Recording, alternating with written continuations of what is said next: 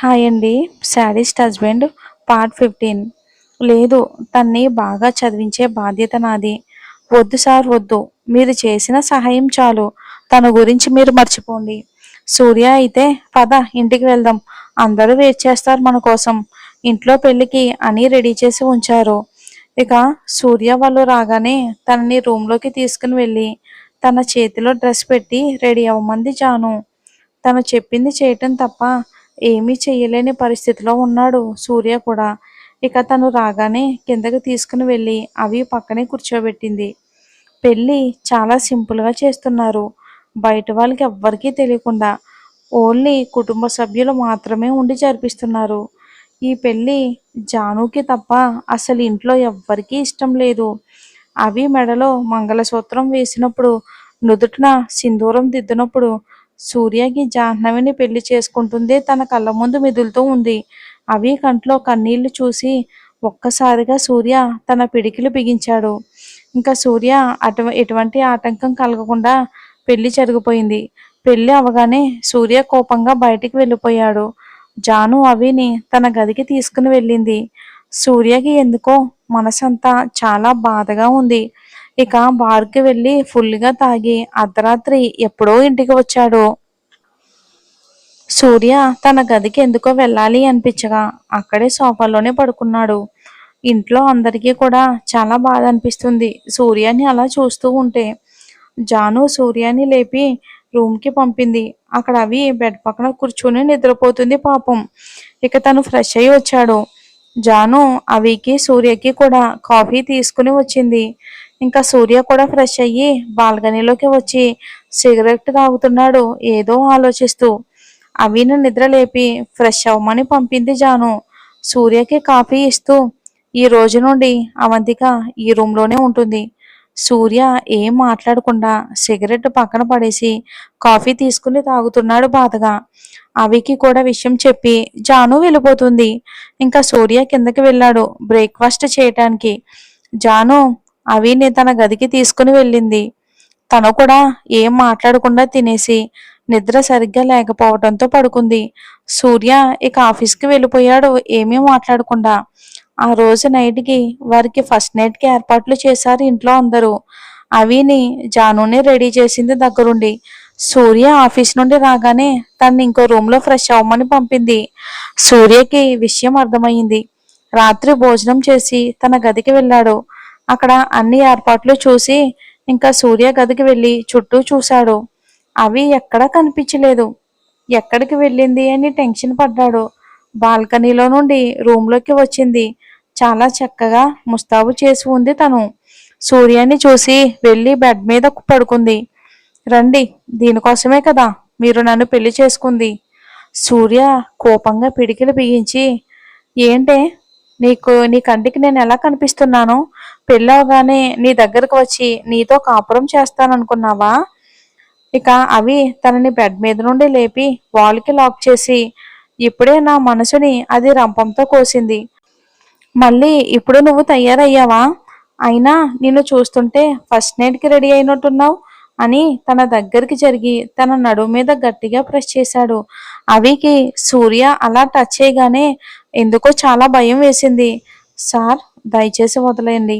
ఏంటే భయంగా ఉందా?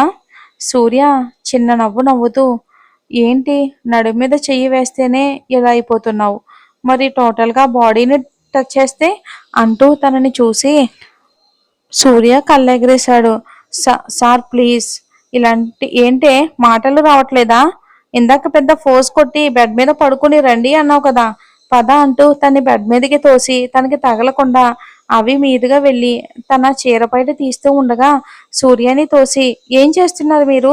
నాకు ఇది ఇష్టం లేదు, మీరు నన్ను బలవంతం చేయడానికి నేను ఒప్పుకోను. సూర్య అవి గొంతు పట్టుకుని, ఏంటే నేను ముట్టుకుంటే ఒళ్ళంతా కంపరంగా ఉంది కదా, మరి నాకు కూడా నిన్ను టచ్ చేస్తుంటే అలానే ఉంది. చూడు, నువ్వు ఎలా ఉన్నా నాకు సమస్య, కానీ నా దగ్గర మాత్రం వేషాలు వేస్తే మాత్రం ఇందాక మధ్యలాపిన పని పూర్తి చేయవలసి వస్తుందని ఇక మందు తీసుకుని బాల్కనీలోకి వెళ్ళాడు. అవి సూర్య వెళ్ళగానే ఏడుస్తూ కింద కూర్చుంది. ఇంకా అలా ఎప్పటికో నిద్రపోయింది. సూర్య రూమ్లోకి వచ్చి కింద పడుకున్న తనని చూసి మంచం మీద పడుకోబెట్టి, క్షమించవి, నీతో అలా ప్రవర్తించడం సరికాదు. నువ్వు కూడా నన్ను అలా అనుకునేసరికి నాకు చాలా బాధగా అనిపించిందవి అని తను వెళ్ళి సోఫాలో పడుకున్నాడు సూర్య. అలా రోజులు గడిచిపోతూ ఉన్నాయి. జాను సూర్యకి దగ్గర అవ్వవి అని తనకి చెప్తూనే ఉంది. సూర్య పనులన్నీ అవితోనే చేయించేది. తన బట్టలు తీసి పెట్టడం, బెడ్ కాఫీ నుండి రాత్రి పడుకునే వరకు తనకన్నీ దగ్గర ఉండి చూసుకోవటం అలవాటు చేసింది జాను. అలా అయినా ఇద్దరు దగ్గరవుతారు అని జాను ఆశ. కానీ అవి జాను అంచనాలను చెరిపివేసింది. ఒకరోజు రాత్రి అందరూ పడుకున్న తర్వాత ఎవరికి చెప్పకుండా ఇంట్లో నుండి వెళ్ళిపోయింది. ఉదయం సూర్య నిద్ర లేచేసరికి తనకి దగ్గర ఒక ఉత్తరం ఉంది. అది చూసి చదివిన తర్వాత సూర్య కోపంగా జాను అని అరిచాడు. ఎప్పుడు అంతలా అరవని సూర్య ఇప్పుడు ఏం జరిగింది అని ఎలా అరిచాడో అని జాను పరుగున రూమ్ లోకి వెళ్ళింది. సూర్య, ఇంకా ఎన్ని రోజులు ఎలా ఉంటావు అని తన నుదుటిన ముద్దు పెట్టి, నేను ఒక వారం ఆఫీస్ పని మీద ఊరు వెళ్తున్నా. అలాగే వచ్చేటప్పుడు నీ ప్రియమైన చెల్లిని కూడా తీసుకుని వస్తాను. సూర్య అవి ఉన్న ప్లేస్కి వెళ్ళాడు. 2 రోజులు తన్ని ఫాలో అయ్యాడు. తను ఏం చేస్తుందో చూస్తూ ఉన్నాడు. అవి ఇంటి నుండి పారిపోయి బెంగళూరు దగ్గర ఉన్న ఒక చిన్న ఊరిలో స్కూల్లో టీచర్గా పనిచేస్తుంది. సూర్య తన్ని ఫాలో చేయమని ముందు నుండి ఒక మనిషిని పెట్టాడు. ప్రతి అప్డేటు సూర్యకి ఇచ్చేవాడు. ఒకరోజు అవి ఇంటికి వచ్చేసరికి సూర్య అవి ఇంట్లో ఉన్నాడు. తనని అక్కడ చూసిన అవికి భయం వేసింది. సూర్య, ఏంటి నా పెళ్ళామా, నన్ను ఇక్కడ ఎక్స్పెక్ట్ చేయలేదు కదా అని అన్నాడు. అవి, సార్ సార్ నేను చెప్పేది వినండి, నేను కావాలని ఇలా చేయలేదు. నేను అక్కడే ఉంటే అక్కకి మీకు ఇంకా దూరం పెరుగుతుంది అని దూరంగా వచ్చాను. సూర్య, నువ్వు ఇన్ని రోజులు ఎక్కడ ఉన్నావో నాకు తెలియదు అనుకుంటున్నావా? నువ్వు ఆఫీస్ నుండి వెళ్ళిన క్షణం నుండి నేను ఫాలో చేయటానికి ఒక మనిషిని పెట్టాను. నేను ఇన్ని రోజులు నీకు ఇక్కడ ఇబ్బంది రాకుండా నా మనసు చూసుకుంటున్నాడు. సూర్య అవి చెయ్యి పట్టుకుని లాక్కుని తీసుకెళ్తున్నాడు. అవి తన నుండి విడిపించుకోవాలని చాలా ట్రై చేస్తుంది, కానీ తన వల్ల కావటం లేదు. తన్ని బెంగళూరు ఉన్న తన గెస్ట్ హౌస్ కి తీసుకుని వెళ్ళాడు. అక్కడ పని మనిషితో తన్ని రెడీ చేసి గదికి వదిలి తలుపు తాళం చేసి నాకు ఇవ్వు అన్నాడు. పని మనిషి అవిని రెడీ చేసి గదికి తాళం వేసి సూర్య చేతికిచ్చి వెళ్ళిపోయింది. ఇప్పుడు ఇక్కడ సూర్య అవి తప్ప ఎవరూ లేరు. అవి ఆ రూమ్ ని చూడగానే అర్థమైంది. రూమ్ ని బాగా డెకరేట్ చేశారు. గది నిండా మల్లె పూలతో సువాసనలు వెదజల్లుతున్నాయి. అవికి భయంగా ఉంది. ఇప్పుడు నా పరిస్థితి ఏంటి, ఇలా అయ్యింది? సార్ చూస్తే చాలా కోపంగా ఉన్నాడు. తన రూమ్ లోకి వస్తే అది తలుచుకోగానే శరీరం మొత్తం చెమటలు పడుతుంది తనకి. సూర్య ఇంకో రూమ్ లో లైట్ గా డ్రింక్ తాగి అవి ఉన్న రూమ్ కి వచ్చి చూశాడు. తను ఎక్కడా అని బెడ్ కి దగ్గరగా కొంచెం కూర్చుని ఏడుస్తూ ఉంది. సూర్య తన దగ్గరికి వెళ్లి తన్ని బెడ్ మీద పడేసి బలవంతంగా తన్ని సొంతం చేసుకున్నాడు. ఇక జరిగింది తలుచుకుంటూ జాను ఒడిలో కన్నీళ్లు పెట్టుకుంటున్నాడు సూర్య. ఇదంతా నా వల్లే జరిగింది. నేనే కదా నిన్ను బలవంతం పెట్టాను. అవి పడుకున్నా కానీ జాను సూర్య మాటలు తన చెవులకు చేరాయి. తన కంట్లో కూడా కన్నీళ్లు వస్తున్నాయి. జాను సూర్యతో, అవంతికకేం కాదు, తను నీ భార్య. నీ భార్యతో నువ్వు కలవడం తప్పు కాదు సూర్య. నువ్వు తన్ని బలవంతం చేశావు, ఒప్పుకుంటాను. ఎందుకంటే తను నీ నుండి దూరం అవ్వకూడదని అలా చేశావు సూర్య. తను కూడా నిన్ను అర్థం చేసుకుంటుంది. తను నిన్ను అసహించుకోదు సూర్య. నువ్వు కూడా బాగా రెస్ట్లెస్ గా ఉన్నావు, విశ్రాంతి తీసుకో అని అలానే తన ఒడిలో పడుకోబెట్టుకుంది. అవికి వారు మాట్లాడే మాటలు మొత్తం వినిపిస్తున్నాయి. తను కూడా ఏడుస్తూ పడుకుంది. అవికి కొద్ది రోజుల తర్వాత ఇంట్లో అందరితో మాట్లాడుతుంది. కానీ రాత్రి సూర్య పక్కన పడుకోవాలంటే అవికి ఎందుకో చాలా భయంగా అనిపిస్తుంది. ఇంకా అది అర్థం చేసుకున్న సూర్య, అవి నిన్ను బలవంతం చేశానని ప్రతిసారి అలానే చెయ్యను. నువ్వు బెడ్ మీద పడుకో, నేను సోఫాలో పడుకుంటాను. అవంతిక ఇంట్లో అందరితో మామూలుగా ఉంటుంది, కానీ సూర్యకి మాత్రం దూరంగా ఉంటుంది. సూర్యకి అవిని తనని దూరం పెట్టడం నచ్చట్లేదు. తన మీద ఎటువంటి ఫీలింగ్ లేదు, కానీ తన్ని తప్పించుకుని తిరుగుతున్న అవిని చూస్తే తనకి బాధగా ఉంది. సూర్య మనసులో అవి మీద ఏదో తెలియని ఫీలింగ్ స్టార్ట్ అయ్యింది. అది ప్రేమ ఇంకా ఏదైనానా తనకు అర్థం కావట్లేదు. సూర్య తనకి దగ్గర కావాలని చూస్తున్నాడు, కానీ తన దూరంగా వెళ్తుంది. అలా చాలాసార్లు చేసింది. సూర్యకి కోపం వచ్చి ఒకరోజు సూర్య ఆఫీస్ కి రెడీ అవుతూ ఉండగా అవి రూమ్ లోకి వచ్చింది, కానీ తన్ని చూడటం లేదు. సూర్య తన్ని గమనిస్తూనే ఉన్నాడు. తనకి కోపం వస్తుంది అవి ప్రవర్తనకి. తన రూమ్ లో నుండి వెళ్తూ ఉండగా తన చెయ్యి పట్టుకుని తన మీదకి లాక్కుని తలుపుకి తాళం చేసి అవిని వాల్కి అంచి, ఏంటే నీ కంటికి నేను మనిషిలా కనిపించడం లేదు కదా? అవి అలాంటిదేమీ లేదు సార్. మరి ఎన్ని రోజుల నుండి చూస్తున్నా ఇంట్లో అందరితో బాగా మాట్లాడతావు, నాతో ఎందుకు ఎలా ఉంటావు? నేను ఉన్నప్పుడు రూమ్ లోకి రావు, వచ్చినా వెంటనే వెళ్ళిపోతావు. నాకెంత నరకంగా ఉంటుందో తెలుసా? ఇదంతా చూసి తట్టుకోలేక ఎంత తాగుతున్నానో తెలియకుండా తాగుతున్నాను. ఒకరోజు అలా తాగుతుంటే హర్షగాడు నా చెంప చల్లుమనిపించాడు. వాణ్ణి పట్టుకుని గట్టిగా ఏడ్చేశాను. ఎందుకో తెలుసా? నా వల్ల నీ జీవితం నాశనం అయ్యిందని. కానీ అప్పుడు నువ్వు ఇంట్లో నుండి వెళ్ళిపోయావని కోపంతో బలవంతంగా నీకు ఇష్టం లేకుండా నిన్ను నా దాన్ని చేసుకున్నా. అప్పుడు నాలో నేను ఎంత కుమిలిపోయానో తెలుసా? ఎప్పుడు నవ్వుతూ అందరినీ నవ్విస్తూ ఉండే నీకే ఆ నవ్వుని దూరం చేశానవి. నిజంగా చెప్తున్నాను. నువ్వు నాకు దూరంగా ఉంటే నాకు ఎందుకు కోపం వస్తుంది, ఆ ఫీలింగ్ ఏంటి అని కూడా నాకు తెలియదు. కానీ ఇప్పటి నుంచి నువ్వు నాతో మాట్లాడకుండా ఉంటే మాత్రం నాలో రాక్షసుని చూస్తావు. నా కళ్ళలోకి చూడు, నీకు దూరంగా ఉండలేను. ప్లీజ్, అది నేను భరించలేను.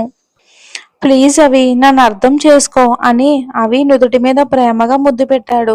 సాయంత్రం రెడీగా ఉండు, బయటికి వెళ్దామని సూర్య ఆఫీస్కి వెళ్ళిపోయాడు. సూర్య అలా వెళ్ళగానే ఇక పడక మీద కూర్చుంది తను.